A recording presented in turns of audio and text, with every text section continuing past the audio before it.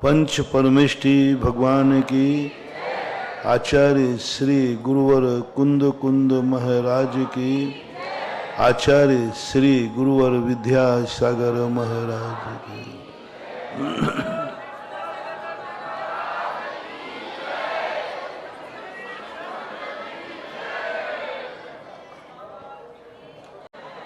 प्रकृति से जो कुछ भी अपने आप उपजता है वह सबको एक समान मिलता है। जीव द्रव्य शक्ति की अपेक्षा देखा जाए तो सभी जीव द्रव्य एक समान शक्ति वाले हैं। किसी भी जीव में शक्ति कम है या अधिक है ऐसा ये प्रकृति ने भेद नहीं किया। सबको बराबर शक्ति दी, एक अंश भी किसी को कम और अधिक नहीं है। कुछ जीवों में यह शक्ति प्रदान हुई लेकिन वे स्वभाव रूप से ऐसा अभव्यक्त रूप लेके बैठे हैं कि उनकी शक्ति का कभी उद्घाटन नहीं होना। शक्ति है, अभव्य के पास भी केवल ज्ञान प्राप्त करने की शक्ति है, मनय पर्याय ज्ञान प्राप्त करने की शक्ति है, अवधि ज्ञान प्राप्त करने की शक्ति है, रत्नत्रय प्राप्त करने की शक्ति है, मोक्ष जाने की शक्ति है। क्योंकि उज्ज्वल नेमिचंद्र महाराज ने गौमठ सार के अंदर जब लिखा तो उन्होंने बहुत अच्छी बात कही कि अभव्य भी तो आठों कर्मों को बंद कर रहा है। जब शक्ति है तभी तो आवरण होगा। अभव्य को भी केवल ज्ञानावरणी कर्म का बंध होता है। अब केवल ज्ञानावरणी कर्म बंद बता रहा है कि शक्ति है तभी तो उसको ढांक रहा है। चारित्र मोहिनी चारित्रावरणी कर्म का बंध अभव्य भी करता है। जब चारित्र की शक्ति है तभी तो आवरण का बंध होगा। दर्शन मोहिनी कर्म का बंध निरंतर अभव्य करता है। सम्यक दर्शन की शक्ति है तभी तो उसको वो ढाकेगा। ये तीन कर्म, चार कर्म, दर्शन मोहिनी, चारित्र मोहिनी, दर्शनावरणी और ज्ञानावरणी, ये चार कर्मों के माध्यम से ऐसा प्रतीत होता है, आवरण के माध्यम से, कि अभव्य में भी ये सारी शक्तियां विद्यमान हैं। क्योंकि शक्तियों का वर्णन करते हुए किसी भी आचार्य ने यह नहीं कहा कि फलाने जीव में यह शक्ति नहीं होती। पूज्यवर अमृतचंद सूरी महाराज ने भी 48 शक्तियों का जहां वर्णन किया वहां यही शब्द किया कि संपूर्ण जीव राशि इन शक्तियों से ओतप्रोत है। अब ये बात अलग है कि अभव्य की कभी शक्ति उद्घाटित नहीं होगी। अनादि अनंत काल तक वो ज्ञानावरणी कर्म का बंद करेगा, दर्शनावरणी बंद करेगा, दर्शन मोहिनी चारित्र मोहिनी का बंद करेगा, कभी उसके रत्नत्रय प्रकट नहीं होगा। कुछ जीवों की आवरण शक्तियां बंद होकर ये शक्ति उन्होंने प्राप्त की कि वो उद्घाटित कर सकते हैं। लेकिन पूज्यवर शिवकोटि महाराज भगवती आराधना में कहते हैं कि वो ऐसे क्षेत्र में फंस गए हैं जहां से उनको कभी निकल करके नहीं आना, जिन्हें दूरान दूर भव्य कहते हैं। जिसके लिए उन्होंने उदाहरण दिया, मेरू पर्वत के नीचे रखा हुआ सोना, सोना है, पेवर है, शुद्ध है, लेकिन मेरू कभी हटना नहीं, वो सोना कभी निकलना नहीं। ऐसे कुछ जीव नित्य निगोद के अंदर ऐसे क्षेत्र में जाके फंस गए हैं जहां से कभी निकलना ही नहीं। श्री राजवार्तिक में पूज्यवर अकलंक स्वामी महाराज ने तो नित्य निगोद उन्होंने लिए ही बनाया। उन्होंने स्पष्ट कहा नित्य निगोद से कोई जीव निकलता नहीं, जाता नहीं। वहां पड़े हुए जीव सदा उसी में ही रहेंगे। अब देखो कैसा उनका, क्या विडंबना कहूं उनको। शक्ति है उद्घाटित करने की, भव्य हैं, लेकिन ऐसे क्षेत्र में वो जाकर फंस गए कि जिस क्षेत्र के दरवाजे कभी खुलना ही नहीं है। उन्हें भव्य कहा लेकिन दूरान दूर भव्य कहा। कैसे जीव है। तीसरे प्रकार के जो जीव होते हैं उन्हें भव्य कहते हैं, जिनके लिए द्रव्य क्षेत्र काल भाव मिलते हैं भव्यत्व को उद्घाटित करने के लिए, कुछ अपने आप करने के लिए। प्रकृति ने कुछ अधिकार अपनी नियत धारा में डाल दिए कि ये नियत रहेंगे, और कुछ कार्य ऐसे अनियत में डाल दिए जो तुम्हारे अधीन कर दिए। क्योंकि प्रकृति को इसलिए अपने अधिकार में लेना पड़ा क्योंकि व्यक्ति का कोई भरोसा नहीं, द्रव्य का कोई भरोसा नहीं, किस प्रकार का परिणमन करे या न करे, तो उन्होंने द्रव्य का स्वभाव बना दिया उत्पाद व्यय ध्रुवयुक्तम शत सत द्रव्य लक्षणम। ये नियत उन्होंने कहा कि तुम्हें उत्पाद व्यय तो होगा, तुम्हारा जन्म और मरण तो होगा, इसको तुम रोकना चाहो तो नहीं रोक पाओगे। तुम्हारे लिए एक सुविधा तुम्हारे हाथ में सौंपते हैं। प्रकृति ने ये नियम बना दिया, जहां जन्मा है वहां मरेगा, जहां जो पर्याय उत्पन्न हुई है वो पर्याय मिटेगी, क्योंकि पर्याय हमेशा व्यतिरेकी होती है। व्यतिरेकिणः पर्यायः, और व्यतिरेकी जो पर्याय होती है वह जो उत्पन्न हुई मिटेगी, नियम से मिटेगी। क्योंकि वास्तविक पर्याय जो है अर्थ पर्याय है, व्यंजन पर्याय कोई पर्याय नहीं कहलाती। व्यंजन पर्याय अनादि अनंत भी होती है, जैसे अभव्यत्व रूप। व्यंजन पर्याय सादि अनंत भी होती है, जैसे सिद्ध पर्याय। सिद्धों की जो व्यंजन पर्याय है वह अनादि सादि अनंत है, उत्पन्न हुई लेकिन कभी मिटेगी नहीं। क्योंकि वस्तुतः जो पर्याय व्यंजन पर्याय है वो तो मात्र एक छोटी सी घटना है। प्रदेशत्व गुण के विकार को व्यंजन पर्याय कहते हैं, और प्रदेशत्व गुण का विकार क्या है?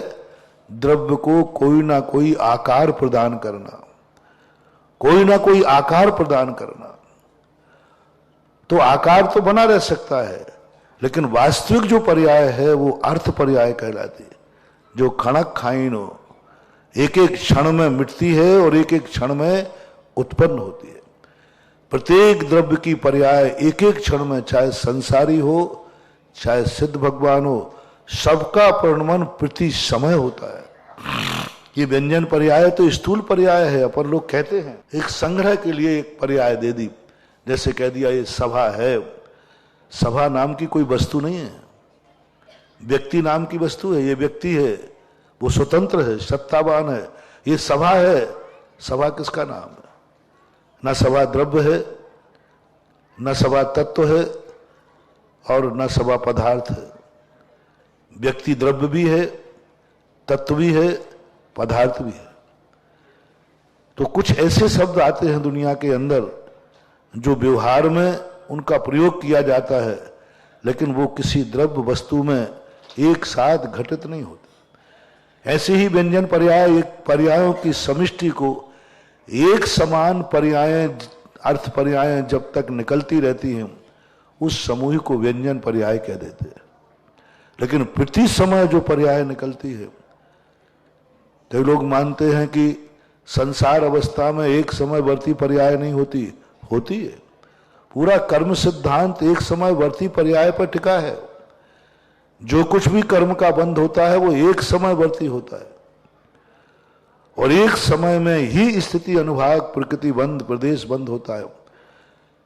70 कोड़ा कोड़ी सागर का बंध भी एक समय परिणाम से होता है, क्योंकि उत्कृष्ट परिणाम का समय ही एक समय है। एक समय से ज्यादा कोई ना तो उत्कृष्ट संक्लेश कर सकता है, ना उत्कृष्ट विशुद्धि आ सकती है। संक्लेश करने वाले व्यक्ति का परिणाम एक समय को ही होगा, मात्र एक समय। दूसरे समय में परिणाम उसके अनुत्कृष्ट हो जाएंगे, अजघन्य हो जाएंगे। उत्कृष्ट तो एक समय को ही टिकता है, ज्यादा नहीं टिकता। हिमालय पर्वत की कोई चढ़ाई करता है, इतनी मेहनत से चढ़ाई करता है, हिमालय की सर्वोच्च चोटी पर कितनी देर टिकता है? बस ही मुश्किल से एक झंडे को पकड़ पाता है, और जितने में बस एक झंडा 1 मिनट को रुकता, नीचे उतरना ही पड़ता है, नहीं उतरे तो गिर जाएगा।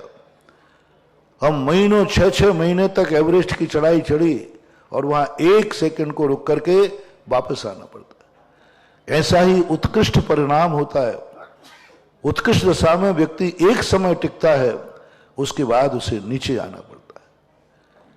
तो ऐसी स्थिति को लेकर के जो अर्थपर्याय निकलती रहती हैं, वो प्रति क्षण अपने कर्मों को बंद करती रहती हैं। तो ये तो अर्थपर्यायों का परिणमन निरंतर होगा, हम चाहे करें या ना करें, हम सोते रहें या जागते रहें, द्रव्य कभी कूटस्थ नहीं होगा। अब जो आज का प्रसंग अपने हाथ में चल रहा है कि ये नाना प्रकार की पर्यायें क्यों, जब प्रकृति के हाथ में एक ही पर्याय उनका निकालना है तो वो निकल रही हैं। प्रकृति कहती है मेरे हाथ में तो पर्याय निकालना है, लेकिन कौन सी पर्याय निकालना, कैसी पर्याय निकालना, ये अधिकार द्रव्य को स्वयं दे दिया। तुम्हारी मर्जी पड़ो सो लो।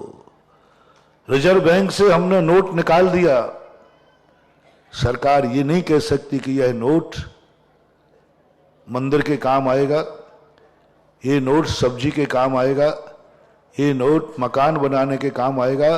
उन्होंने कहा नहीं, ये बंटवारा मेरा नहीं। सरकार कहती है कि मैं नोट तो मेरा ही चलेगा, तुम्हारा खुद का नोट नहीं हो सकता, तुम अपना खुद का नोट नहीं बना सकते, वो तो सरकार ही देगी, वो तो निश्चित हो गया। अपने घर में छापोगे पकड़े जाओगे, जेल जाओगे, अपराध है। सरकार का ही नोट है, लेकिन सरकार ये पाबंद नहीं कर सकती कि इस नोट से तुम यही कार्य करना। वो कहते ये तुम्हारी मर्जी है, शराब खरीदना है तो शराब खरीदो, आग लगाना है तो आग लगाओ, जो तुम्हारी मर्जी पड़े, ये अधिकार तुम्हारा है। मेरा अधिकार तो खत्म यही हो गया जब मैंने रिजर्व बैंक से बैंक नोट को छापकर दुनिया के सामने रखा। उसके बाद सरकार का कोई अधिकार नहीं होता। इसी प्रकार प्रकृति ने जब पर्यायों के निकालने की बात कही तो उन्होंने कहा मैंने तो पर्याय निकालने का नियम बना दिया, निकलेगी पर्याय, लेकिन कौन सी पर्याय निकालना है ये निर्णय मैं अपने हाथ में नहीं, तुम्हारे हाथ में सुन। बस यहीं से होता है पुरुषार्थ शुरू, यहीं से होता है मार्ग शुरू, यहीं से होता है पक्षपात, यहीं से होता है अलग अलग जो जैसा करेगा वो वैसा भरेगा। यहीं से सारी शुरुआत हुई। यदि प्रकृति के हाथ में होता, नियत के हाथ में होता, तो ये सब कुछ भेद नहीं होता, क्योंकि प्रकृति कभी किसी से पक्षपात नहीं करती। वो मां है ना, और मां अपने बेटों के साथ पक्षपात नहीं करती। प्रकृति ने नियम बना दिया कि नहीं, मैं किसी के साथ पक्षपात नहीं करूंगी, मैं तो सबको बराबर हिस्सा दूंगी और सब बराबर अपना अपना हिस्सा लो करके जाओ दुनिया के अंदर, तुम अपना कार्य करो। और ये जो पुरुषार्थ अपने हाथ में आया, जो चीज अपने हाथ में आई, बस अब यहां से कंपटीशन चालू हुआ, यहां से व्यक्ति का सोच चालू हुआ। कोई व्यक्ति को बंधु कंबड़ संपत्ति नहीं मिली है, सबके पास संपत्ति बराबर है, बराबर बंटवारा है, लेकिन फिर हीना दिखता क्यों? एक भाई दरिद्र है, एक भाई अमीर है। दो फूल सात फूले, किस्मत जुदा जुदा है, एक शीश पे चढ़ा है और एक धूल में पड़ा है। क्या है? एक साथी तो जन्म होता है फूलों का एक डाली पर, लेकिन हर फूल एक समान ऊंचाई को नहीं छू पाता। एक पूजा की थाली में सज जाता है, एक धूल में मिल जाता है। एक माँ ने तो पैदा किए थे रावण को और विभीषण को, दोनों की माँ एक थी। गोदी एक थी, पिता एक था, मां का दूध भी एक था। सब कुछ एक होने के बावजूद भी दोनों में कितना अंतर। एक का भगवान स्वयं गला उतारने के लिए आ जाते हैं वैष्णव दर्शन के अनुसार, रावण को मारने के लिए विष्णु को अवतार लेना पड़ा एक जीव को। और एक जीव वो है जिसको गले लगा रहे हैं। मंदोदरी कहती है, मैंने सुना था कि आप मर्यादा पुरुषोत्तम हैं, आपके दरबार में कभी पक्षपात नहीं होता। मैं क्या देख रही हूं, एक भाई का आपने गला उतार लिया और एक भाई को गले लगा लिया। क्या ये पक्षपात आपको शोभा देता है? आप मर्यादा पुरुषोत्तम हैं। मेरा पति तो मर्यादा पुरुषोत्तम नहीं था, आप तो मर्यादा पुरुषोत्तम हैं। आपने, तब रामचंद्र जी कहते हैं, देवी मैंने पक्षपात नहीं किया है, मैंने तो एक पाप का दंड दिया है, क्योंकि दंड देना महाशक्ति का कर्तव्य होता है। जो राजा, जो शक्तिमान अपराधी को दंड नहीं देता, उसकी शक्तियां समाप्त हो जाती हैं। जो राजा अपराधी को दंड नहीं देता, उसका राज दरबार खत्म हो जाता है। जो आचार्य अपने शिष्यों को दंड नहीं देता अपराध होने पर, उसका आचार्यत्व तो प्रश्न चिन्ह लग जाता है। जो पिता अपने बेटे को दंडित नहीं करता है, उसका बेटा पशु के समान स्वच्छंद हो जाता है। जो जो बड़ी शक्तियां होती हैं, उनको यह अधिकार मिलता है कि तुम जब भी अपराध कोई करे उसको दंडित करो। मैंने रावण को विभीषण में पक्षपात नहीं किया है, मैंने पाप और पुण्य कर्म में पक्षपात किया, और ये तो हमारे लिए करना ही पड़ेगा। लेकिन यहां विचारनीय बात है कि दोनों के संस्कारों में कितना अंतर, कहां कौन कर देता है ये अंतर, किसके द्वारा होता है अंतर। रावण विभीषण की मां तो कोई अलग अलग नहीं थी ना। कई लोग कहते संस्कारों से आता है, दोनों में संस्कार एक समान दिए थे, कोई फर्क नहीं पड़ा था, कोई कहीं गड़बड़ नहीं किया था। मात उपादान की गलती। निमित्त कभी इतना अधिकार नहीं रख सकता कि हमारा सब कुछ मिटा देवे। निमित्त बहुत कमजोर होता है, निमित्त की एक सीमा होती है। निमित्त कमठ के समान होता है, जो उपसर कर सकता है, लेकिन किसी पारसनाथ का बाल बांका भी नहीं कर सकता। कमठ ने विनाश किया, सब कुछ किया, लेकिन मिटा नहीं पाया। 10 भव से उसे मिटाने का प्रयास किया, नहीं मिटा पाया, और वर्तमान भव में तो वो देव बन गया। देव संसार में सबसे ज्यादा यदि कमजोर है तो कोई देव होते हैं। संसार की किसी भी योनि में इतनी कमजोरी नहीं है। मच्छर से भी ज्यादा कमजोर होते हैं। देवता सबसे ज्यादा कमजोर जाति होती है, सबसे उनके अधिकार सीमित होते हैं। एक मच्छर तो किसी को भी ऊपर बैठ के काट सकता है, लेकिन देवता नहीं। मच्छर एक पर सीमा का उल्लंघन कर सकता है, देवता नहीं। यदि कोई व्यक्ति, आप लोगों को भी देता हो, कहीं यदि आपको ऐसा डर लग रहा हो कि ऊपरी बाधा है, भूत है, यहां कुछ है, कुछ नहीं करना। चारों तरफ अपनी उंगली से ही एक रेखा खींच दीजिए। कोई देवता की मजाल नहीं कि उस रेखा को पार कर दे। कोई मंत्र तंत्र नहीं पढ़ना, लक्ष्मण रेखा की जरूरत नहीं उनके लिए। मार तुम अपने अंगूठे से खींच लीजिए, बस, कुछ नहीं करना। आपके यहाँ पानी है, चारों तरफ पानी की बूंदें डाल दीजिए। एक धागा हो, चारों तरफ बिछा दीजिए। कुछ नहीं हो तो एक घास के तिनके लेकर के अपने चारों तरफ डाल दीजिए, एक लकड़ी टाइप की, और पूरे 16 स्वर्गों के देवता एक साथ आ जाएं, उस सीमा को पार नहीं करेंगे, कभी पार नहीं करेंगे। कोई मंत्र नहीं चाहिए, कोई ये तंत्र होता है। देवता मंत्र से भी ज्यादा तंत्र विद्या से डरते हैं, बहुत डरते हैं। कोई नहीं करेगा। वो कहेगा यहां अंदर क्यों नहीं जा रहे, बोले कोई रेखा खिंची हुई है, सीमा का उल्लंघन वो कभी नहीं करते, क्योंकि वो डरते हैं, भयभीत होते हैं। क्योंकि दुनिया में एक ही जाति है जिसको बंधन को प्राप्त किया जा सकता है, जिसको कोई बांध सकता है, और बांधने के बाद उससे कुछ भी कराया जा सकता है, कुछ भी कराया जा सकता है। मनुष्य को यदि कोई बांध लेगा, सब कुछ कराया जा सके कोई जरूर नहीं, वो सुसाइड कर लेगा। मान लीजिए कोई आतंकवादी ने, डाकू ने किसी को पकड़ लिया और कहे ये करना पड़ेगा, कोई जरूरी नहीं है, सुसाइड कर लेगा, मर जाएगा, नहीं करना। लेकिन देवता सुसाइड भी नहीं कर सकता, उसे तो करना ही पड़ेगा, जो कराएगा वो करना पड़ेगा, कोई नहीं रोक सकता उसे। रावण के देवता जब लक्ष्मण को, रामचंद्र जी रावण अष्टान का पर्व में जब विद्या सिद्ध करने बैठा, तो रामचंद्र जी की सेना के कुछ लोग उसकी विद्या को भंग करने के लिए उनके पास जाकर रावण को परेशान करते। तब रावण के देवता, जो रावण के वशीभूत थे, वो देवता रामचंद्र जी के पास आते। पूज्यवर रविशरण महाराज पद्म पुराण के अंदर ये उल्लेख किया, और आकर के कहते हैं कि आप मर्यादा पुरुषोत्तम हैं, निहत्थे पर आपके सैनिक जाके वहां परेशान क्यों कर रहे हैं, आपको ये मर्यादा के विरुद्ध कार्य करना शोभा नहीं देता।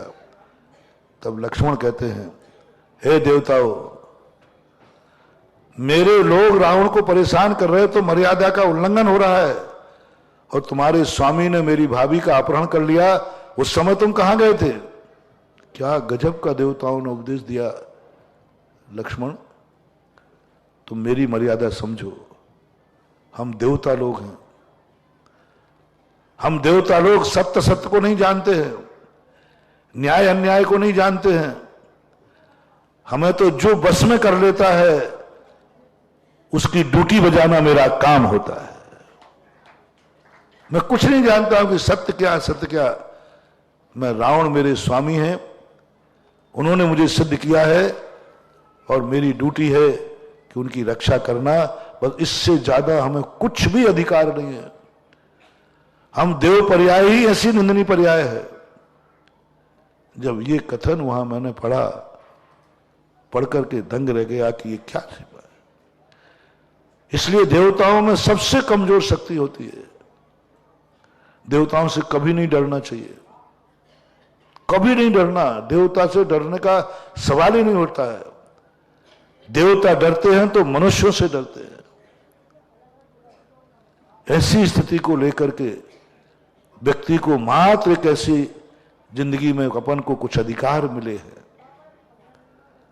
जो हम कुछ कर सकते हैं, मात्र मनुष्य पर्याय में। कर्म की स्थितियां हीनादिक हो सकती हैं, पूंजी बराबर है, लेकिन एक व्यक्ति ने जो मां बाप ने पूंजी दी वो सब कुछ उड़ा दी, सब कुछ खत्म कर दिया। और एक व्यक्ति ने जो पूंजी दी, उस पूंजी को इतना बड़ा कार्य किया, इतना बड़ा कार्य किया कि वो पूंजी आज सारे विश्व को वरदान देने के लिए कारण बन गई है। एक आत्मा ऐसा क्या कर रही है, ऐसा क्या किया जिसके आने के पहले 6 महीने पहले से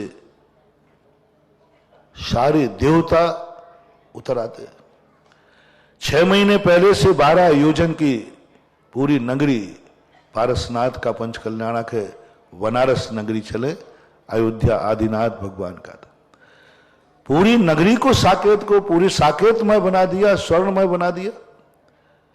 6 महीने पहले से रत्नों की वृष्टि, माता के लिए 56 कुमारियां रुचिक वर दीप 13वें दीप से आती है।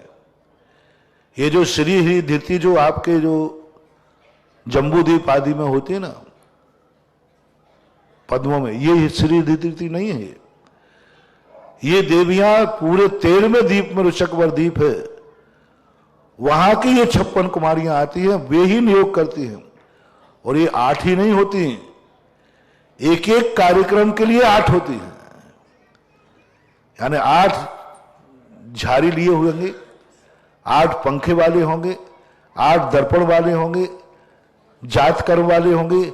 ये इस प्रकार के इनके 8-8 का विभाजन होता है। अंत में 2 देवियां 4-4 होती हैं। तो ये इस प्रकार से 56 कुमारियां वहां से आती। उनका नाम ही है कि उनका कार्य एक ही मात्र नियोगी कार्य है। भवन वासिनी होती है, मध्यलोक में रहती हैं। और ये 56 की 56, उनका 56, 8 कुमारियां जो आप अलग से 56 कुमारियां बनाते हो उसका तो कोई उल्लेख है नहीं। ये अष्टकुमारियों की संख्या ही 56 होती है, अलग से कोई 56 कुमारियां नहीं होती। 8 कुमारी मतलब एक एक कुमारी के एक एक आइटम के लिए 8-8 नियुक्त होती हैं 24 घंटे के लिए।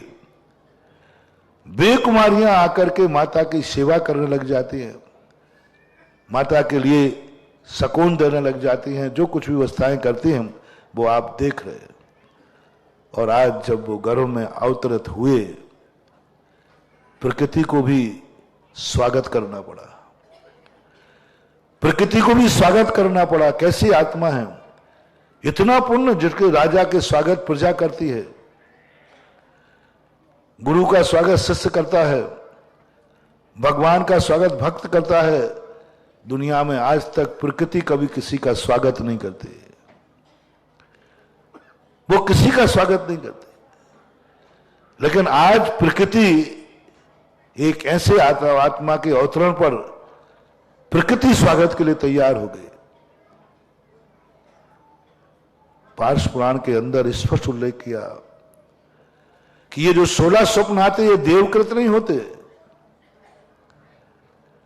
ये कोई किसी शुभ शकुन रूप ज्योतिष आदि के माध्यम से नहीं होते, ये प्रकृति के द्वारा नेचुरल रूप से होते हैं और हर माता को होते हैं। कोई भी इनका हाथ नहीं, किसी का कोई हाथ नहीं। और अजूबे स्वप्न होते हैं जो आश्चर्यजनक करने वाले। प्रकृति जब जिनके स्वागत के लिए सामने खड़ी हो जाए, समझ लेना वो कितना महान आत्मा है, कितनी आत्मा। और जिसके लिए डिंडोरा पीटा जाए, आज सौधर्मिंद की आज्ञा से पूरे स्वर्गों में डिंडोरा पीटा। आज प्रकृति ने अपने आप सारे स्वर्गों के बाजे बजा दिए। बाजा हमेशा बजाने पे बजता है, लेकिन आज बिना बजाए हुए बाजे बज गए स्वर्गों में, बिना बजाए हुए बाजे बज गए। और उन बाजों को देख करके सारी दुनिया आश्चर्यचकित रह गई। क्यों?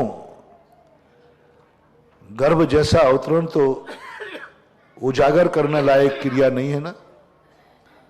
दुनिया में कोई व्यक्ति अपने गर्भ को दुनिया में उजागर नहीं करता।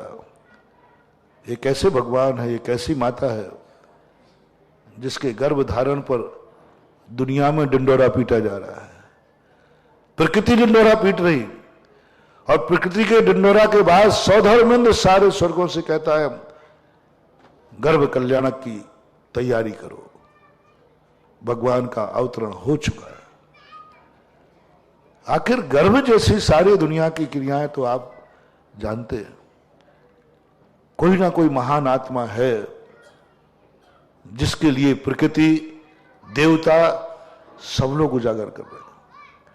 और मां को 16 स्वप्न है, और 16 स्वप्नों ने यह संकेत दिया कि कोई साधारण आत्मा नहीं जन्म रही है, कोई महान आत्मा जन्म रही है। 2 व्यक्तियों की पूर्व सूचना मिलने पर हलचल होती है, या तो कोई महान आत्मा आ जाए या कोई डाकू आ जाए। महान आत्मा के पहले से किसी की तैयारी हो जाए, समझ लेना उसमें कोई ना कोई गुण तो है। अपनी दुनिया में आप किसी भी यात्रा पर जाओ, कहीं भी जाओ, आपको अपनी महानता पर विचार करना है। आप महान हैं क्या? तो क्या आपका कोई वेलकम करेगा? आप यदि महान हैं कि बस सुबह उठ करके कोई आपको जय जिनेंद्र करेगा? आप अपने आप को देखना कि आज मेरी महानता है कि नहीं। क्या सुबह उठ करके कोई व्यक्ति है तुम्हारे पास जिंदगी में जो तुम्हें जय जिनेंद्र कर लेगा? वेलकम कर लेगा। इसलिए मैंने एक दिन कहा था कि अपने घर में कम से कम उठ करके सुबह से एक दूसरे का जय जिनेंद्र कर लिया करो। सुबह में यदि तुम एक दूसरे का वेलकम करोगे, पूरे 24 घंटे तुम्हारा वेलकम होता रहेगा, अच्छा होता रहेगा। ये अभिवादन की परंपरा क्यों है? इसका एक ही अभिवादन का कारण है कि हम वो पापी नहीं हैं जो दुनिया मुझे वेलकम करने को तैयार नहीं, दुनिया मेरे को जय जिनेंद्र करने को तैयार नहीं, दुनिया मुझे देखकर भागती है, डरती है, छुपती है। जब तुम्हें देख करके कोई व्यक्ति डरने लग जाए, छुपने लग जाए, भागने लग जाए, समझ लेना कोई दुर्गुण तुम्हारे अंदर उत्पन्न हुआ है, जिस दुर्गुण के अंदर लोग भाग रहे। और जब कोई तुम्हारा वेलकम करने को तैयार हो जाए, लोग तुमसे जय जिनेंद्र करने के लिए तैयार हो जाए, समझ लेना तुम में कोई ऐसा गुण है जो लोग अभिवादन करना चाहते हैं। तीर्थंकर के अभिवादन 16 स्वप्नों के माध्यम से उनकी चर्या बताई जा रही, कोई साधारण आत्मा नहीं आ रही है। 16 स्वप्नों के फल कल दिखाए गए होंगे। आज उनका अर्थ भी जब अश्वशयन का दरबार लगेगा, वामा देवी उसमें बैठेगी और वामा देवी खुद अपने आप से प्रश्न करेगी 16 स्वप्नों के माध्यम से। अश्वशयन अपने अवध ज्ञान से जान करके उन स्वप्नों को बताएंगे। एक एक स्वप्न उनके 10 भव की साधना का परिचारक होगा। इस भाव में वो क्या करेंगे ये तो अभी स्वप्नों को पता है नहीं, लेकिन कैसा पुण्य होकर आया है कि इनके जीवन में क्या क्या घटित होगा, इनके जीवन में क्या क्या घटित होगा, वो अभी खुद आत्मा को भी पता नहीं, वो तो गर्भ में है। लेकिन प्रकृति ने घोषणा कर दी कि ऐसा पुण्य कमा के लाए हैं और उस पुण्य की बलिहारी ऐसी होगी कि सारा जगत महानुभाव कभी अपनी जिंदगी में क्या है इनके अंदर, कैसी माता ने जन्म लिया, कैसे मिलते हैं बालक, जो सारी दुनिया को उजागर कल्याणक मनाया जा रहा, महोत्सव मनाया जा रहा, और आप लोगों के यहां कैसे पापी जीव आते हैं कि मां बाप को भी पता नहीं रहता कब आ जाता है। बेशरम जीव आते हैं। बेशरम कौन कहलाता है? बिना बुलाए पहुंच जाता है, किसी को खबर ही नहीं देता, पता ही नहीं चलता, जन्म ले लेता है। माता पिता को भी मालूम नहीं, आने के बाद पता चलता है कोई गर्भ में आ गया, आने के बाद पता चलता है।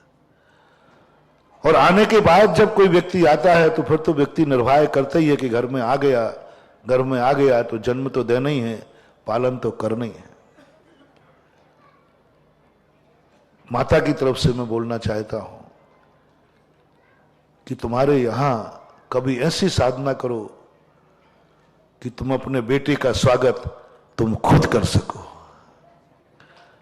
तुम घोषणा कर सको कि ठीक मेरा बेटा मेरे घर में इतने बज के इतने मिनट इतने सेकंड पे आएगा, जिसके स्वागत की मैं तैयारी करता हूं।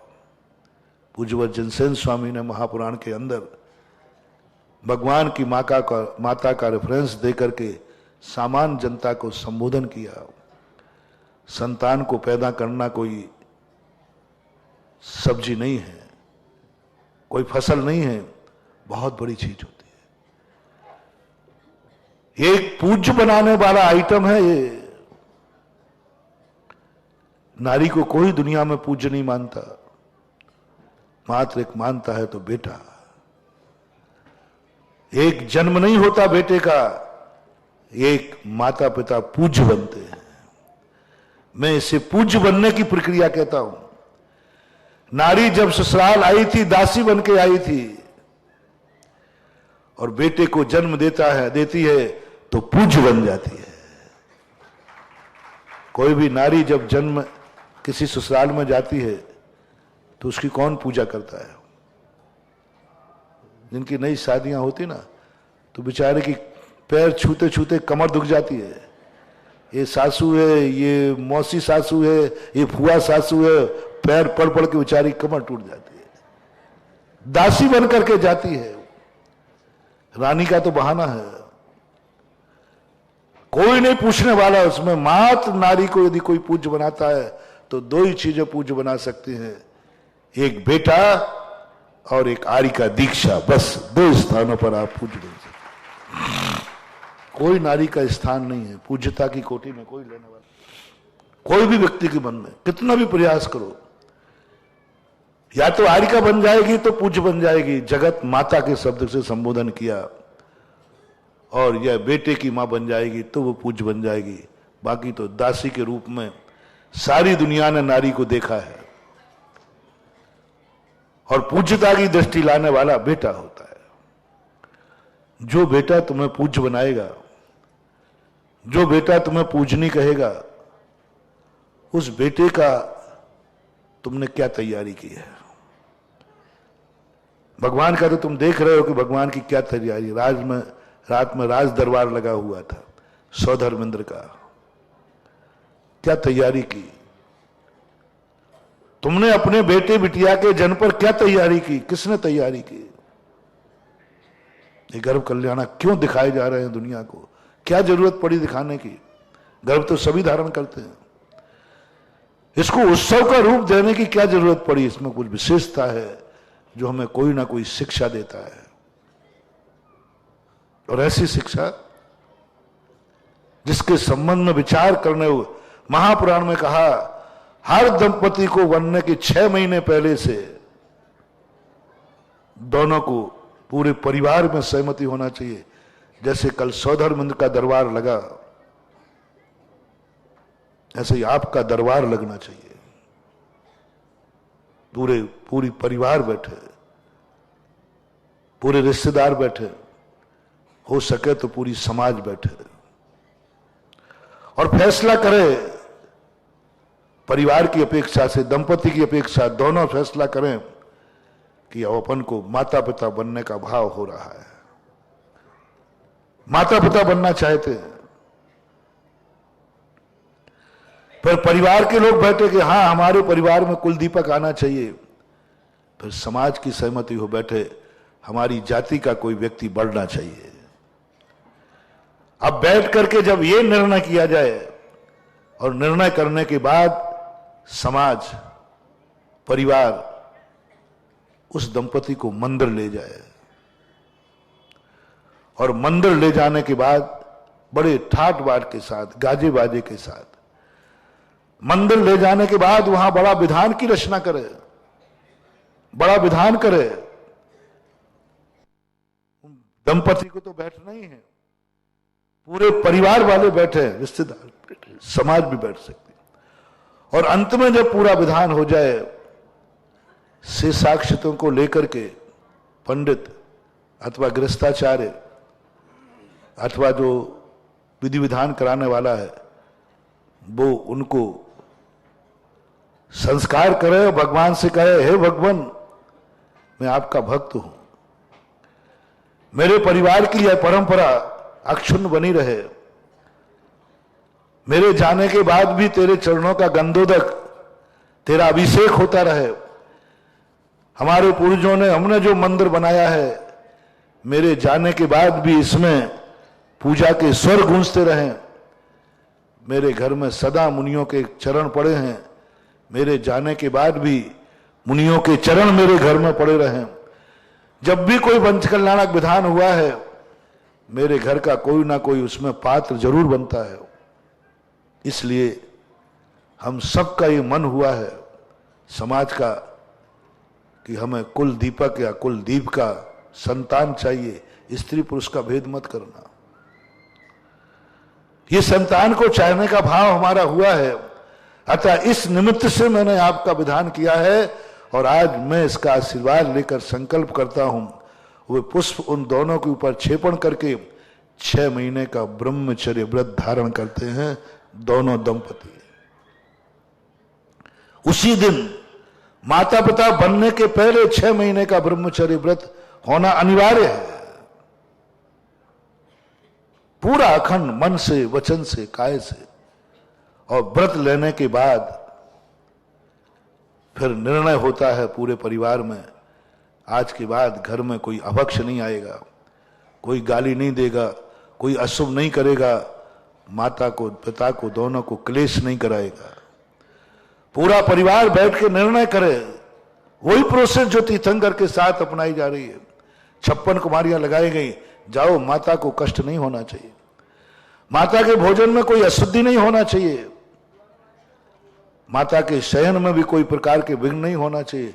सब पूरा का पूरा माता की सेवा का 6 महीने पहले की व्यवस्था बता रहा हूं मैं। ऐसा ही आप लोगों को 6 महीने पहले यह व्यवस्था अपने परिवार में करना है। कोई रात में नहीं खाएगा, कोई आलू प्याज नहीं खाएगा, कोई गुटखा तंबाकू नहीं खाएगा, किसी भी प्रकार का घर में कोई अभाव नहीं रहेगा, कोई गाली गलौज दरिद्रता आदि कच्छ नहीं, सब ऐसा बात हो। यदि कोई बड़े परिवार का लोग हो तो अपने सारे परिवारों के लिए सद्भाव से भर दे, अभाव नहीं। और वो 6 महीने तक निरंतर भगवान की आराधना, पूजन, सिद्ध परमेष्टि की पूजन, विशेष रूप से पूज्यवर जिनसेन स्वामी ने वर्णित की, पूजन करने के बाद ये 6 महीने स्वाध्याय पूर्वक धर्म, अलग से पंडित लगाओ स्वाध्याय के लिए। जैसे 56 कुमारियां कितने कितने अच्छे अच्छे प्रश्न करती हैं, माता से पूछती हैं। तुम्हारे लिए तो 56 कुमारियां नहीं आ पाएंगी, एक पंडित लगाओ, कोई त्यागी वृत्ति लगाओ, घर की कोई महिला, घर का कोई पुरुष उसको प्रतिदिन स्वाध्याय सुनाए 3 बार कम से कम, तत्व की बातें सुनाए, भक्तांबर स्तोत्र सुनाए, और सुनाने के बाद उससे प्रश्न पूछे, और प्रश्न पूछने में वो जवाब देवे कि तुम्हारा जीवन, तुम्हारे परिणाम कैसे हो रहे। यह सब वातावरण प्रत्येक घरों में जिनसेन स्वामी एक पहले आचार्य हुए हैं जिन्होंने 11 वर्ष की अवस्था में दीक्षा ली, जिन्होंने दीक्षा के समय भी वस्त्र नहीं उतारे, जन्म से ही जिन्होंने वस्त्र नहीं पहने, जन्म से ही वस्त्र नहीं पहने, और 11 वर्ष की अवस्था दीक्षा लेकर गृहस्थी के लिए जो चित्रण किया है, बहुत 53 क्रियाओं का वर्णन। मैं तो कहता हूं हर गृहस्थ को अपनी बेटी की विदा करते समय जिनसेन स्वामी का आदि पुराण भेंट करना चाहिए। और यह भी कहता हूं कि जिस कन्या को शादी करना है, शादी करने के पहले उसको कोर्स दे रहा हूं, माता पिताओं को कह रहा हूं, दुनिया की तुम पढ़ाई कराओ तो तुम्हारी मर्जी, पढ़े तो कराओ, मेरी तरफ से हर कन्या को एक बार शादी करने के पहले आदि पुराण जरूर पढ़ लेना चाहिए। और हर माता पिता को बेटी से कहो कि तुम्हें शादी के पहले एक कोर्स है, हमारे गुरु के द्वारा दिया, वो कोर्स जरूर करना है, इस कोर्स को पढ़ना है। पुरुष वर्ग भी उसको पढ़ ले तो कोई आपत्ति नहीं है, शादी के पहले पढ़े, नहीं पढ़ पाए हो तो कम से कम भेंट में ये पाठ और ये आदि पुराण व्यक्ति को पढ़ करके अपने जीवन की दैनंदिनी कैसे बनाना पड़ती है, कितनी मंगलचर्या है। यदि इस मांगलिक पने से व्यक्ति अपनी जिंदगी को शुरुआत करे तो क्या हो जाए। मुहूर्त देखकर शुभ मुहूर्त में दोनों दंपति 6 महीने धर्म ध्यान पूर्वक, नियोग पूर्वक नियोगी क्रिया करते हैं, वासना से भरी हुई नहीं, पूज्यता से भरी हुई। दोनों के अंदर एक पूज्यता का भाव आ रहा है कि आज मैं पूज्य बन रही हूं, आज मैं पूज्य बनूंगा। पति भाव नहीं आता, पितृभाव आता है। पत्नी भाव नहीं आता, मातृभाव आता है। जिस समय तीर्थंकर की माता का गर्भावतरण होता है, उस दिन उनके अंदर, क्योंकि जो कुछ भी सांसारिक वासनाएं हैं उनमें भोगते समय पति पत्नी का भाव आता है, प्रेमी प्रेमिका का भाव आता है। लेकिन जो नारी सच्ची नारी होती है, जो नियोग पूर्वक जिस विधि को बता रहे हैं, उस दिन दोनों के अंदर पत्नी भाव आता ही नहीं, परिणाम ही नहीं आता उस रात्रि में। उस रात्रि में उनको मातृभाव आता है, मैं एक बेटे की मां बन रही हूं, मां। बस उसके मन में मां मां, पिता के मन में पति भाव नहीं आता, पिता भाव आता है। और दोनों के अंदर जब ये परिणाम आता है पूज्यता का, उसी समय यदि जीव घर में आता है, वो बेटा सारे जगत का आदर्श बनेगा, पूज्य बनेगा। ऐसा बेटा ना तो अपना मुंह काला करेगा, ना तुम्हारे कुल का मुंह काला करेगा, ना समाज जाति का मुंह काला करेगा, ना राष्ट्र का मुंह काला करेगा, क्योंकि उसका सम्मान एक मां के द्वारा किया गया है। मां का सम्मान एक बहुत बड़ा सम्मान होता है। माता पिता के द्वारा स्वागत होना बहुत बड़ा होता है। माता पिता के द्वारा वेलकम होना बहुत बड़ी चीज होती मानो। माता पिता जिसके स्वागत के लिए तैयारी कर रहे हो, पूरा परिवार, इस शर्मिंदा होने की बात नहीं है। आजकल लोग बहुत बड़े, जब मैंने एक बार कहीं ये बात कही तो लोगों ने किसी का, महाराज जी आज तो बिल्कुल उल्टा चलता है। आजकल की फैशन के युग में लोग गर्भ को छुपाती हैं, ऐसे कपड़े पहनती है कि गर्भ किसी को पता नहीं चले। ऐसे कपड़े अलग से सिलते, किसी को पता नहीं चल जाए कि मैं गर्भवती हूं। गजब तो जब हुआ जब एक महिला ने बाद में प्रायश्चित लिया कि महाराज जी मैं 5-6 महीने मंदिर नहीं गई। नहीं क्यों? बोले महाराज गर्भ में शिशु था। तो मैंने कहा उसमें कोई तकलीफ थी क्या? बोले नहीं, शर्म लगती थी। मैंने एकदम आंख बंद की। मैंने कहा कि हे भगवान, कौन से युग में जी रहा हूं? एक नारी को सारे दुनिया के सामने, सारे बड़े बुजुर्गों के सामने शादी करते समय शर्म नहीं लगी। अरे जब शादी हुई थी तब तो दुल्हन ही बनी थी, दासी ही बनी थी। आज तो बेटा गर्भ में, बेटी गर्भ में आई है, मां बन रही है, पूजनी बन रही है। और पूजनी बनने के लिए शर्म की बात बंधु, बहुत बड़ी शर्म की बात है। मां बनते समय शर्म, मां बनने का समय अपने गर्भ को तुम छुपा रही हो। सत्यासत्य से परे होकर के मैं एक वैष्णव दर्शन में एक बहुत शिक्षाप्रद उद्धरण है। पांडु रोग क्यों हुआ? उस समय इतने प्रकार की लज्जा और श्रम को प्राप्त हुई कि वो पांडु रोग उत्पन्न हो गया, उनको पीला पड़ गया। और उसके कारण को जिंदगी भर पांडु रोग के नाम से जाना लगा। वैष्णव दर्शन की बात है। वहां शिक्षा यह दी गई कि तुम अपने बालक को, मां ही जब छुपा रही है तो दुनिया में उसको तो पूरी जिंदगी ऐसे ऐसे कार्य करेगा कि सदा छुपता ही फिरेगा। जंगलों में स्मगलर बनेगा, तस्कर बनेगा, डाकू बनेगा, ऐसे ऐसे पाप करेगा कि पुलिस ढूंढती फिरेगी और वो छुपता फिरेगा। हो जाएंगे उससे ऐसे अपराध। उसके अंदर संस्कार बन गया। अब उससे ऐसी गलतियां होगी कि सदा भागता फिरेगा, छुपता फिरेगा, कोर्ट अदालतों में अपनी जमानत, अग्रिम जमानत करता फिरेगा, क्योंकि उसकी मां ने इतने वो आकर के छुपा लिया। आज देखो माता के लिए कौन छुपने की बात हो रही है?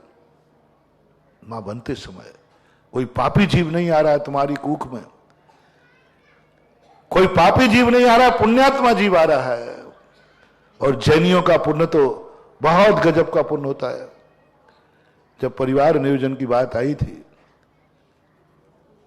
बहुत दुर्भाग्य के साथ कहना पड़ रहा है, परिवार नियोजन का सबसे ज्यादा प्रयोग जैनियों ने किया। फैमिली प्लानिंग का प्रयोग सबसे ज्यादा जैनियों में हुआ। आज विश्व की हर जाति की जनगणना हुई, सबसे कम और सबसे ज्यादा गर्भपात जैनियों में हुए, अहिंसक समाज में हुए। सबसे ज्यादा गर्भपात जैसा पाप क्रिया आज हम मछली बेचने वालों को पापी कहते हैं, मछली मारने वालों को पापी कहते हैं, कसाई कहते हैं। वो बूचड़ खानों में पशु काटते हैं, बूचड़ खानों में वो गायों को काटते हैं, बूचड़ खानों में बकरे काटते, जो भी करते, ठीक है, वो तो जो है वो है ही, लेकिन एक घर घर का बूचड़ खाना है। वो बूचड़ खाना तो दुनिया को पता है, और ये बूचड़ खाना तो किसका है? मां और पिता का बूचड़ खाना, जिसमें बेटा और बिटिया कटती है। और वहां का तो वो कसाई काटता है और पशु को काटता है। यहां तो कौन काट रहा है? एक मां बेटे, मां पिता मिलकर के बेटे को काट रहे हैं। कितना बड़ा दर्दनाक बूचड़ खाना है। और दुर्भाग्य से कहना पड़ता है, आज बेटी बचाओ आंदोलन का सरकार की तरफ से आंदोलन चल रहा है, सबसे ज्यादा भ्रूण हत्या यही होती है, हो रही है तो जैनियों के यहां। और बेटी की हत्या सबसे ज्यादा जैनियों में हुई परसेंटेज में। आज सारी जातियों का बैलेंस जब पेपर में मैंने पढ़ा, सबसे कम औसत 1000 बच्चों पर 800 बच्चियों की गणना है। 1000 मान लो पुरुष है, जवान है, तो युवतियां 800, 200 का बैलेंस बिगड़ा है। किसी जाति का 200 का बैलेंस नहीं बिगड़ा। सब जातियों का मैंने पढ़ा, सिखों का पढ़ा, ईसाइयों का, सबका पढ़ा, मुसलमानों का तो पढ़ने की जरूरत ही नहीं है। किसी भी जाति का इतना बैलेंस नहीं बिगड़ा। ये बैलेंस बिगड़ना बता रहा है कि सबसे ज्यादा कन्याओं की भ्रूण हत्या होती है तो जैनियों में होती है। क्यों? क्योंकि भ्रूण हत्या में पैसा लगता है, जैनी के पास पैसा भी है। 2 नंबर में, 1 नंबर तो हो नहीं सकता, और 2 नंबर के पैसे लगते हैं, कुछ भी पैसा खर्च करने को तैयार होते। अनैतिक नहीं कह रहा हूं, अनैतिक भ्रूण नहीं कह रहा हूं, वैलिड है। जिनको जन्म देने में कोई लाज नहीं, कोई शर्म नहीं, कोई बेइज्जती नहीं, कोई नैतिक की तो चर्चा ही नहीं है। अनैतिक की, अनैतिक जो भ्रूणपात होते हैं उनकी तो कोई चर्चा नहीं, वो तो वैलिड है ही नहीं, वो तो कहां से आएंगे। मैं उनकी चर्चा कर रहा हूं जो विवाहित है। अनैतिक वालों ने तो इसलिए कराया अपनी इज्जत के खातिर। कुंती जैसी घटनाएं घटी हैं। कुंती जैसी घटनाओं की बात मैं नहीं कह रहा हूं, मैं उनकी कह रहा हूं जो बैलेट है, जो विवाहित है, जिनको जन्म देने में कोई शर्म लज्जा की बात नहीं है। उन भ्रूण हत्याओं का बैलेंस सबसे ज्यादा बिगड़ा तो जैनियों में बिगड़ा। कान खोल के सुनो, शादी होने के बाद यदि आप, पहला तो आप ये सुन लीजिए, पूज्यवर पूज्यपाद स्वामी ने नपुंसक वेद के बंद के लिए कारण बताया, या तो संयम धारण करो, संयम धारण नहीं करते हो तो आपको कोई अधिकार नहीं है परिवार नियोजन कराने का। जो परिवार नियोजन कराते हैं उनको नपुंसक वेद का बंध होता है। नपुंसक हिजड़ा होते हैं, नपुंसक वेद का। या तो संयम धारण कर लो, संयम तो धारण करोगे नहीं, पाप तो करोगे, पाप के फल से बचोगे तो ऐसी दशा को प्राप्त हो जाओगे, ना स्त्री रहोगे ना पुरुष रहोगे। और ऐसी नपुंसक संसार में सबसे ज्यादा कौन से वेद वाले लोग हैं? सबसे ज्यादा दुनिया में नपुंसक वेदी ज्यादा है।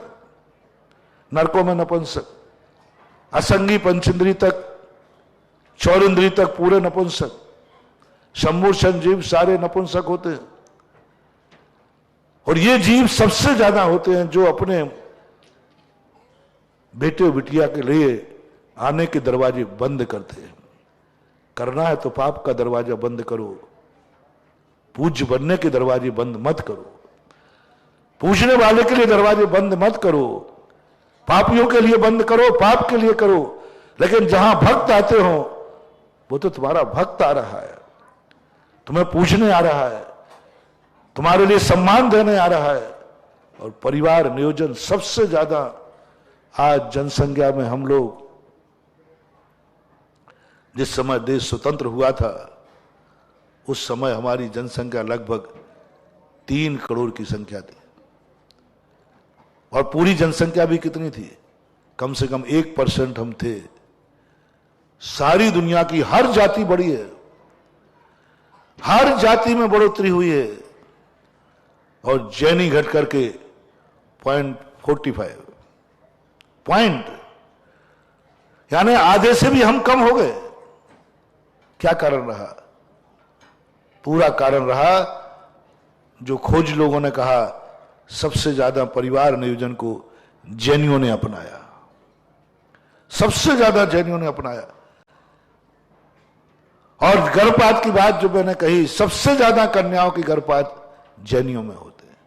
माता पिताओं से मेरा कहना है, दंपतियों से मेरा कहना है, तुम किस लिए परिवार नियोजन कराए? वो पापी, जब तुम परिवार नियोजन कराते हो, तुमने कितना बड़ा पाप किया।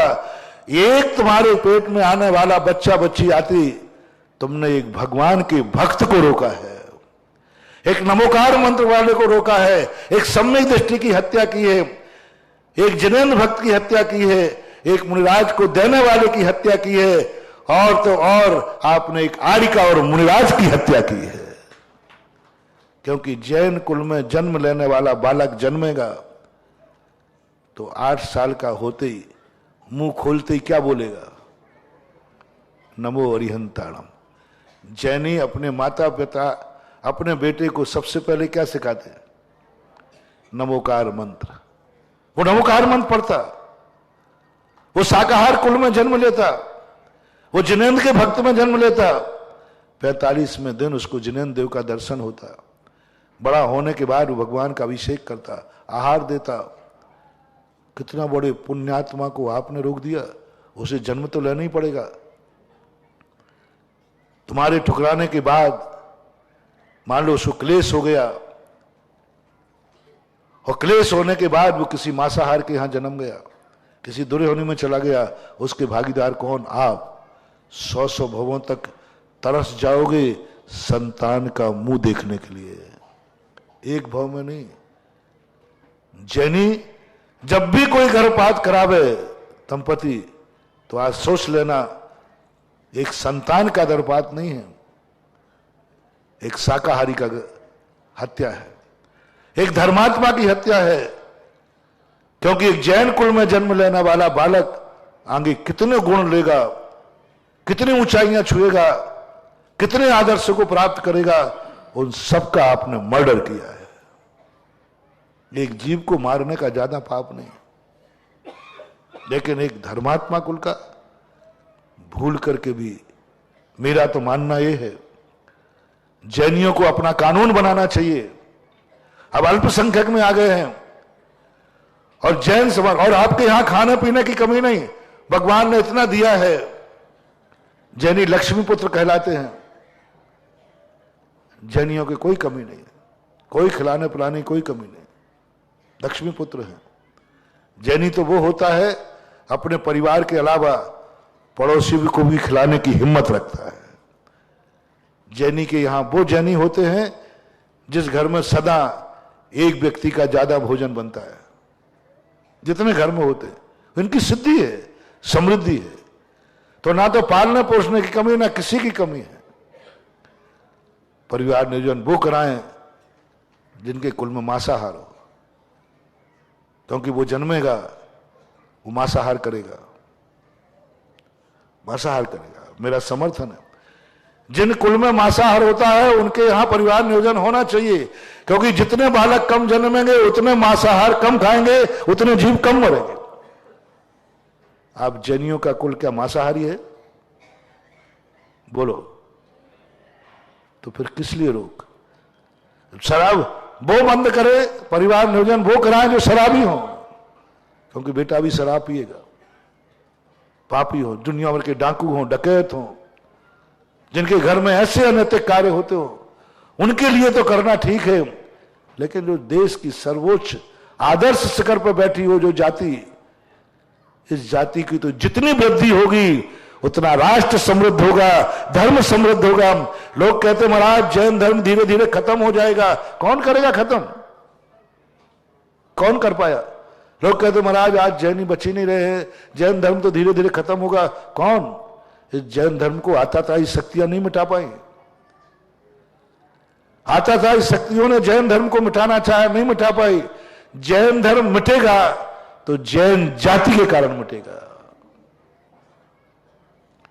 ये चिंता तुम लोग करते हो कि जैनों की संख्या बहुत कम हो रही है, जिम्मेवार कौन है? पापी। यदि जैनों की समाज की जनसंख्या बढ़ाना है तो आज घर घर अभियान चलाओ कि परिवार नियोजन करना अपराध है, क्योंकि और इसलिए परिवार नियोजन नहीं कराना, हमारा घर पुण्यात्मा का घर है।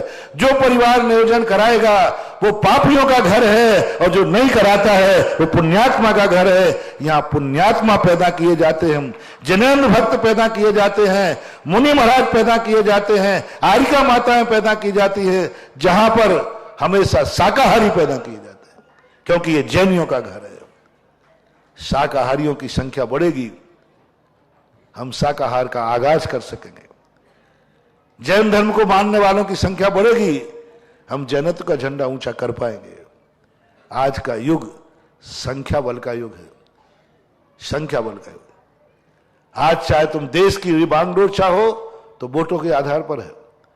संख्या बल है तो तुम राजनीति में चले जाओगे, संख्या बल है तो तुम किसी भी चीज में जाकर सफल हो सकते हो।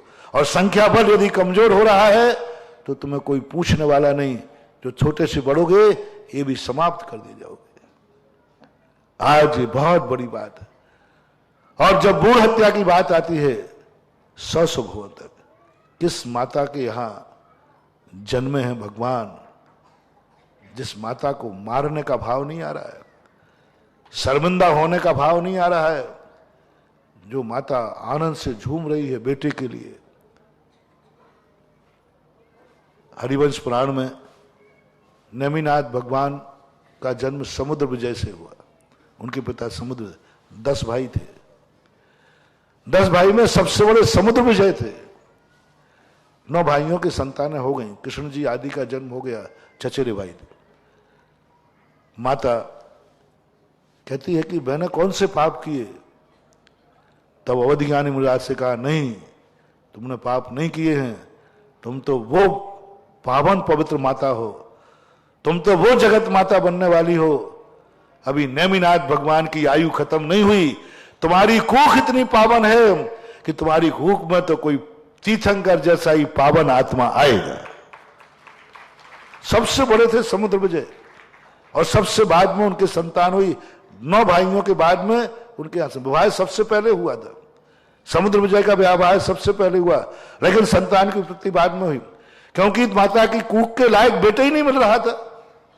वो मां इतनी पावन थी, इतनी पवित्र थी कि उसके लायक संसार में हजारों बेटे जन्म गए।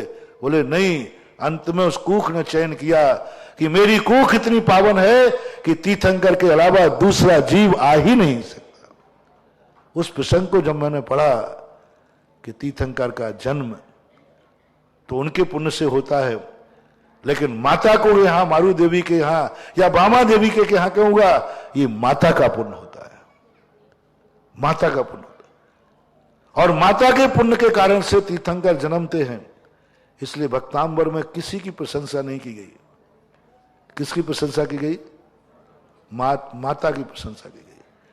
तीर्थंकर से भी ज्यादा प्रशंसा माता की गई जन्म के समय, क्योंकि वो माता का कितना पुण्य, कितने भाव से उसने अपनी पावनता को स्वीकार किया होगा, कितना अपने जीवन को मन वचन काय को पावन बनाया होगा, तब कहीं तीर्थंकर जैसी आत्माएं मिलती हैं।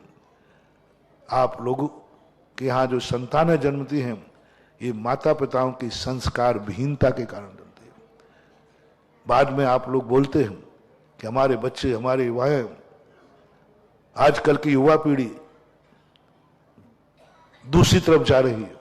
हर व्यक्ति प्रश्न करता है, जिज्ञासा, महाराज की आज की युवा पीढ़ी को कैसे रोका जाए? आप छोड़ दीजिए युवा पीढ़ी को,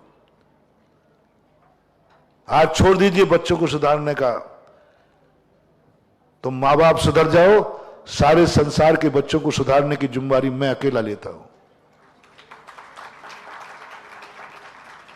माता पिता सुधर जाओ, माता पिता अपनी चर्या आगम के अनुसार कर ले, माता पिता यदि मरु देवी के समान हो जाए, माता पिता अपने जीवन को संस्कार, जो मैंने थोड़ा सा संकेत दिया है, बाकी आप पढ़ लेना, बेटा नहीं बिगड़ सकता।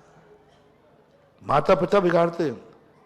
आज बेटे मोबाइल को पर कितना ज्यादा गलत देख रहे हैं।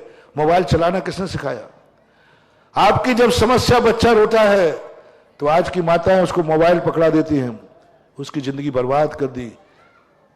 देखना, आप बहुत बड़ी चीज कह रहा हूं। पहले बच्चा रोता था, मां उसको छाती से लगाती थी, गोदी में सुलाती थी। बेटे के अंदर संस्कार पड़ता था, जब भी मेरे ऊपर दुख आएगा मां मुझे बचाएगी, जब भी संकट आएगा मां मुझे बचाएगी। ये संस्कार मिलता था। क्योंकि वो रोता था, उसको छाती से लगा लेती थी, तो बच्चे के अंदर संस्कार पड़ गया कि जिंदगी भर मुझे मां बचाएगी जब भी संकट आएगा। इसलिए बच्चा बड़ा होने के बाद भी मां बाप को पूछता था, और इतना ही नहीं, मरने के बाद भी उसके चेटका को पूछता था। और आजकल के बेटे क्यों? क्योंकि उस पर संस्कार पड़ रहा। जब भी मैं रोऊंगा, जब भी मुझे कष्ट आएगा, मुझे मोबाइल हंसाएगा। इसलिए उसको जिंदगी में माता पिता से ज्यादा प्यार आजकल मोबाइल से है। अभी बेंगलोर के अंदर एक घटना घटी। एक बेटी को पिता ने मोबाइल के लिए मना किया। हाँ, जैन परिवार, मोबाइल के लिए मना किया, और बेटी ने अपने पिता का मर्डर कर दिया। 12-15 साल की बच्ची थी, मर्डर कर दिया। बोले क्यों? ऐसा क्यों हुआ? कुछ नहीं, वो कहती मुझे जन्म से जिंदगी में मेरा मन बहलाया मोबाइल ने, मुझे खुशी दी मोबाइल ने। जब भी मैं रोती थी मुझे मोबाइल पकड़ा दिया जाता था, तो मेरे मन में भाव आ गया कि बाप से भी ज्यादा जिंदगी में महत्वपूर्ण मोबाइल है, और वो मोबाइल नहीं देखने देता, इसको मार डालो। उसने बहुत गजब का स्टेटमेंट दिया। मेरी जिंदगी मोबाइल है, मुझे बचपन से जो मालूम। अब बोलिए बंधु, आप लोग 10 मिनट की अपनी अशांति, 10 मिनट की बेटे की समस्या को सुनाने के लिए एक बेटे की जिंदगी बर्बाद, और कल के दिन बड़ा होने के बाद कहो महाराज मेरे बेटा मेरी तरफ कुछ भी ध्यान नहीं देता। क्यों ध्यान देगा? तुमने कब ध्यान दिया है उसको? ये जितने हमारे पहले लॉजिक थे, इनमें जिंदगी छुपी हुई रहती थी। बच्चे रोने के बाद गोदी में उठाना कोई सामान्य लॉजिक नहीं है, बहुत बड़ा लॉजिक है। उसको संस्कार मिल रहा है। आज यदि मेरी बात माने, कम से कम बेटों बेटियों के खातिर आप गर्भ में आने के 6 महीने पहले से, और बच्चा कम से कम 8 वर्ष हो, तब तक के लिए घर में टीवी बंद कर दिया जाए, तो इस पंचम काल में भी पारसनाथ जैसे लोग पैदा हो जाए। ये जो 9 महीने 6 महीने होते हैं, आज की नारियों का क्या देखते हुए होते हैं, और माता का क्या देखते हुए हो रहे हैं? 15 महीने का सवाल है। 15 महीने तक भगवान की माता क्या कर रही है, और आप हमें 9 महीने का हिसाब दे दीजिए। आपकी घर की महिला 9 महीने क्या करती है? काम तो उससे होना नहीं है, बेड रेस्ट है। अरे बेड रेस्ट की अपेक्षा यदि टीवी रेस्ट हो जाए तो बेड़ा पार हो जाए। दिन भर उनका काम ही कोई नहीं, टीवी देखना, यहां वहां के घूमना, बातें। तुम अपनी शौक पूरे नहीं कर रही हो, तुम अपना समय नहीं गुजार रही हो, एक बेटे की जिंदगी बर्बाद कर रही हो। गर्भस्थ शिशु की मां के लिए 24 घंटे धर्म ध्यान चाहिए, 1 मिनट को कुछ क्षण के लिए नहीं। पहली बार रेजें, ये जो टीवी चलता है जब घर में, तो सारे संसार की रेजें वहां आकर्षित होती हैं। जब मोबाइल तुम सुनते हो तो सारी रेजें, आज कैंसर क्यों हो रहा है? कई लोग कुछ गलत भी नहीं खाते तो भी कैंसर हो रहा है, थोड़ी सी बात में कैंसर हो जाता है। क्यों? ये रेजें। एक एक्सरा जब कोई उतारता है तो डॉक्टर कोट पहनता है, दूसरों को बाहर करता है, एक वो एक्स्ट्रा उतारने में, क्योंकि वो ऐसे रेजें जो हैं, कितनी रेजें अपने शरीर में से निकल रही हैं, कितने मोबाइल चल रहे हैं, कितने टीवियों पर अमेरिका से एक चित्र फेंका गया और वो हमारे शरीर में से गुजर करके और टीवी पे जा रहा है। और जहां टीवी चालू है वहां सब खिंचते हैं, भले आपका बटन चालू नहीं है। टीवी जब आपका चालू होता है, डिस्क आपकी चालू रहती है, तो सारे जितनी भी रेजें हैं सब वहां जाएंगी। आप मत बटन झटकाओ, फिर वहां के बाद फिर लौटती वो। तो ऐसी स्थिति में आप छोटे से बालक को गर्भ में लेकर के, गोदी में लेकर के, और आप टीवी को देख रहे हैं, उस बच्चे को तो बड़े होने के बाद कैंसर होना ही है, उसको महाबीमारी होना ही है, उसके कोमल शरीर के नौकर्म सब उन रेजों ने नष्ट कर दिए। और यही हाल बना रहा तो एक दिन ध्यान रखना, हर घर में कैंसर मरीज होगा। और एक खोज चालू हो चुकी है, डॉक्टर वैज्ञानिक कहने लगे हैं कि इन रेजों से, इसलिए जो टावर हैं वे आज शहरों से बाहर लगाने का मिल गया। समय आपका हो रहा है, नहीं तो बहुत सारी बातें इस संबंध में हैं। एक थोड़ा सा संस्मरण सुना दो। एक घटना है, एक महिला के, बहुत अच्छा परिवार था, जैनी परिवार था, नाम मत पूछना। उस घर के अंदर 6 साल 7 साल तक ना जाने कितने बच्चे आए और घर में मर गए। एक बहुत बड़ा डॉक्टर था, अमेरिका का डॉक्टर था, बॉम्बे में। जब उसके पास पहुंचे तो उसने सब कुछ जांच के बाद कहा, ये बताओ आपके आसपास में टीवी का टावर लगा है क्या, मोबाइल का टावर लगा है क्या? बोले आसपास क्या, मेरे छत पे ही लगा हुआ है, छत के ऊपर टावर था और 20 साल का एग्रीमेंट था। अब वो टावर लगा है, जब तक वो टावर रहेगा 200 मीटर तक लोग प्रभावित होते हैं। तुम जिंदगी में तुम्हारी क्षमता कमजोर है, कुछ जो सहन हो रहा है वो थोड़ा सा शक्ति के कारण, बस टावर हटा दीजिए। अब टावर तो एग्रीमेंट था, कोर्ट केस हुआ। 6 महीने के अंदर कोर्ट ने निर्णय दिया कि एक व्यक्ति के जीवन से ज्यादा महत्वपूर्ण एग्रीमेंट नहीं होता है, एग्रीमेंट कैंसिल किया जाता है। टावर को उखाड़ा गया और वो उखाड़ करके अलग किया गया। मुश्किल से 6-7 महीने हुए, स्वस्थ बच्चा अवतरित हुआ और बाद में आज वो स्वस्थ है। उस परिवार को मैं जानता हूं, मेरे पास आशीर्वाद लिया। तो इस प्रकार का वैज्ञानिक आपका समय हो रहा है। इस प्रकार की जो आज दशा, माता मरु देवी से सीखो। 24 घंटे का कैसा वातावरण बन रहा है, कैसा बन रहा है आज की विकृत जैनियों की, क्योंकि ये पंचकल्याणक विशेष रूप से जैनी लोग देख रहे हैं। अजैनों के लिए कोई परहेज नहीं है। आज जो हमने उपदेश दिया, अजैन भी इसको ग्रहण कर सकते हैं। चूंकि ये जैन मंच है, मैं एक जैन साधु हूं और एक जैन धर्म का आयोजन है, इसलिए मुख्यतः जैनियों को लक्ष्य करके कहता हूं। बाकी दूसरों के लिए मनाही नहीं है, परहेज नहीं है। हर व्यक्ति इसी धारा को, हर संप्रदाय वाला इसी धारा को अपने जीवन में अपनाए तो राष्ट्र का भी विकास होगा, जाति का भी विकास होगा, परिवार भी आदर्श जाएगा और हमारे धर्म का भी झंडा ऊंचा उठेगा। महावीर भगवान की जय।